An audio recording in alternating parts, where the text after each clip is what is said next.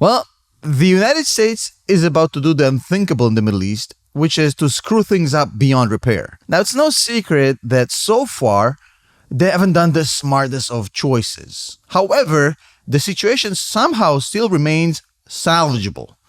That is, before what we are about to talk about today. CBS News has confirmed the U.S. has postponed delivery of some ammunition to Israel, with one official saying the holdup is designed to send a message about the Biden administration's opposition to the Rafah operation. Right now, we are seeing an inflection point in the Middle East that, if handled incorrectly, may completely break apart any chances of any future generations to fix this. This is a major, major event. And yet, the United States is basically busy with the November election. That precedes every other major long-term strategic need of the United States, it seems. Allow me to explain.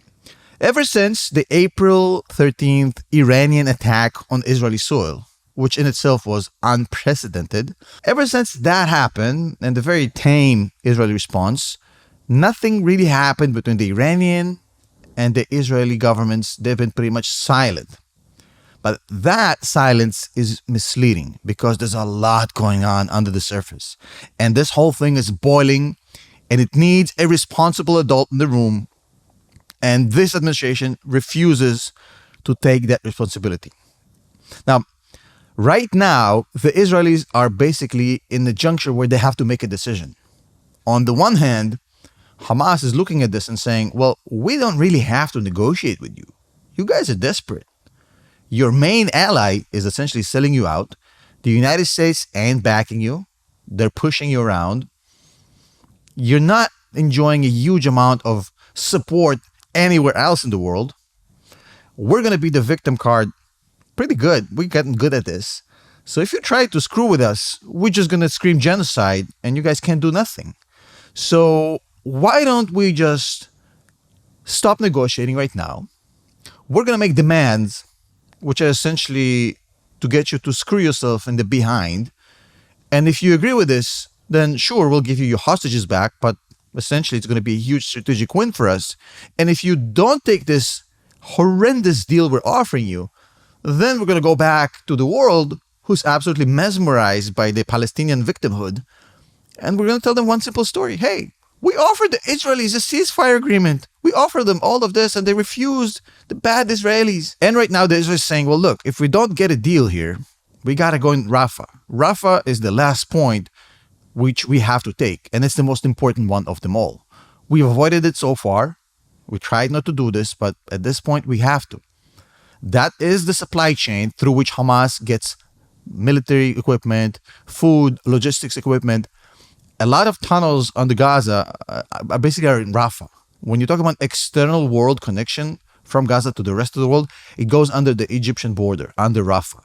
So the Israelis have to take it over, drill into the ground, and basically close off all these tunnels, cut off the supply chain from Hamas. Otherwise, they're going to leave Hamas weakened, but still able to resupply quite easily with these tunnels. So for the Israelis, it's impossible to just let Rafah go. On top of it, there's no way for the Israelis to go back to their constituents and say, well, look, we went through this 6 months of war, lost soldiers, and we're going to let Sinwar stay alive and the entire Hamas leadership just stay alive. That's not going to go down well for the political situation in Israel. So the Israelis have to go into Rafah unless they can get a deal. Hamas is not interested in the deal because they think they hold all the cards. So that's why you're seeing the Israelis slowly starting to move in on Rafah. Now, as Rafah becomes more and more real, the Rafah conquest campaign, the Iranians will definitely have something to say about this. Because the Iranians have a vested interest in keeping Hamas alive, at least in some capacity. So if Hamas is really on the brink of getting destroyed by the Israelis in Rafah, the Iranians will have to do something to prevent it, either through the Houthi rebels or through Hezbollah, but they'll try to get the Israelis to look elsewhere, to distract them, to kick them in the nuts. On top of it, the US is trying to get the normalization agreement desperately through the door because at this point, it has gone from being a US strategic need, a long-term strategic need, to an election slogan. Right now, this administration is losing. They understand that Trump is gaining ground. So they're basically saying, look, if we can push the normalization deal with Saudi, that's going to be a card we can play in the election campaign. So they're essentially just letting the Saudis have whatever they want, and they've made the deal unpalatable for the Israelis. The Israelis would love to have a normalization deal with Saudi, but at the end of the day, if this deal means a complete nuclearization of the Middle East, because if the Saudis get nukes, everybody else would want nukes. We're talking about Egypt, Turkey, everybody will get nuclear. F-35s, and on top of it, a Palestinian state, which is a direct existential threat on the Israelis. They've seen what the Palestinians can do from Gaza. Imagine having an ability to completely cut off the Israelis north and south within a few minutes. So the Israelis are not going to allow this to happen. So the normalization deal is basically being cooked right now, but the U.S. is just not going to go down the throat of the Israelis. But again, if it actually materializes to something that's palatable, if the Saudis will say, well, look, why don't we say that you generally agree to the idea of someday Palestinian state, that might actually work. If that happens, again, the Iranians will have something to say about it. For the Iranians, it's a no-go. So same result. They'll have to find a way to screw this up. And the only way is Hezbollah, Houthi rebels, stir shit up again like they've done on October 7th. So the quiet we have right now between Israel and Iran is not only fake, it is inherently temporary. The moment either Rafah invasion happens or normalization deal with Saudi happens, the Iranians will start the mess all over again. They can't just sit idle and let it happen. So most plausible scenario, I don't think, would be direct Iranian attack on Israeli soil again. I don't think that's going to happen again. It's not their MO. The Iranians don't really like fighting direct wars. I think Hezbollah would be the main candidate to stir shit up again. Maybe not in the beginning, but eventually, if Hezbollah increases, amps up the level of attacks, this will definitely lead to regional war because the Israelis are at the tip of their end of patience with Hezbollah. So if Hezbollah pushes the envelope a little bit too far, we're going to see a regional war. Now, for the Biden administration, with November election coming up, that's going to be the horror scenario. They have to stop it in any possible mean, even if it means screwing over completely the U.S. interest in the region.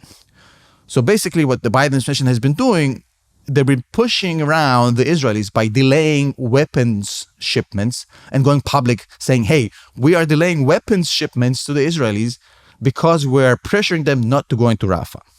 So trying to get some brownie points for the elections, and also kind of say to the Israelis, you know what, we're not going to go along with this. So essentially, the U.S. interest right now, the administration is trying to win an election. The interests of the United States beyond the elections are a little bit wider than what I'm about to explain right now, but this is how things are perceived in this crew that's right now in the White House. Essentially, win elections, keep oil cheap, keep U.S. bases in the Middle East safe, relatively, and create some sort of a coalition against Iran. Now, I specifically made it in that order because that's the level of importance of each. However, what this administration does not understand, unfortunately, is the rules of war in the Middle East, or rather the rules of engagement or the rules of existence. You see, if they push the Israelis in a way that would not allow them to finish off Hamas, they would make Israelis seem weak, and a weak Israel has zero value for the Saudis as a partner. The only reason we have the normalization agreements basically happening is because the Saudis think that the Israelis can be the enforcers of the region. So the whole concept of the Israel-Saudi normalization is the ability of the Israelis to project strength in the region. If the US prevents Israel from finishing off Hamas, that goes out the window. Number two, don't forget there's a little tiny country called Jordan. Now, Jordan is being ruled by the Hashemite minority and a complete Israeli-US ally. In fact, they participated in shooting down the Iranian attack. However, Jordan is majority Palestinian, and the Palestinians right now hate the government, well, rather the king. And they're being stirred up by Iranian militia, Iranian agents. Iran is really trying to get the king to go so they can take over Jordan like they did in Yemen, like they did in Syria, like they did in Lebanon. If Hamas isn't finished by the Israelis, Jordan is gone. Make no mistake about it. The Jordanian king is sitting, sweating bullets, seeing if Israel can finish off Hamas, because if they can't, he's gone. Number 3, this whole thing, leaving Hamas after what they've seen, after the Egyptian collaboration with the Israelis, with the US, Egypt is in a world of pain. Hamas can really destabilize things in Egypt through the Muslim Brotherhood. So Israel not taking out Hamas is a huge problem for the Egyptians as well. On top of it, and this is the main point I want to make here, guys, you have to understand that Iran doesn't have a lot of pressure points. The only pressure points they really have is the fear of this regime from losing power. That's the only thing they fear about. They don't care about nothing else. So instead of showing the Iranian regime that they can lose power, that they can lose their ability to remain in power, which is the only thing that will scare them into actually backing off, this administration, this US administration, has done nothing but kiss Iranian ass and appease the only people that you cannot appease. Appeasing the Iranians is literally the opposite of what you want to do here. Because what you're creating, you're sending a message that Iranians are the bully of the region, and everybody will have to play along with the Iranians. Eventually, you lose Israel, you lose Saudi, and you lose any grip you might have had in this region if you keep playing this. Because you know what they say. Play stupid games, win stupid prizes. I'll see you in the next one.